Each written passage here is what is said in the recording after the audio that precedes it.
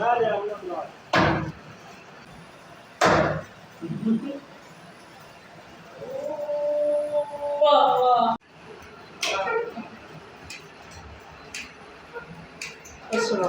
मेरा नाम समीना बीबी है। गुलाम मुस्तफा मेरा बेटा, 2 बेटे ने। ते वड्डा जेह्ड़ा दिमागी दिन ठीक नहीं है ते 10,000 की दवाई लियावी दी है डॉक्टर जुल्फकार कर्नल को। कभी दवाई लै आने कभी कोल पैसे होंदे ने कभी नहीं होंदे। दवाई लै भी है तो कभी बेहतर रहता है, कभी कभी नहीं भी लैन होंदी, साढ़े को पैसे नहीं होंदे। 10,000 की दवाई होंदी, माड़े बंदे नहीं लैन होंदी। खावन मेरा मजदूरा बंदा है, मिस्त्रियां ना मजदूरी करता है। एक बेटा छोटा है, 6 साल का, स्कूल जाता है।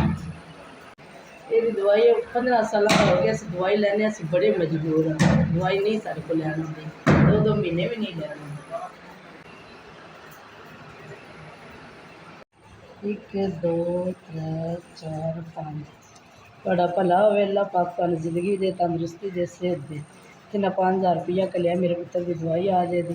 अल्लाह सोना तुहानू तंदुरुस्ती दे, सेहत दे, आबाद रहो, खुश रहो।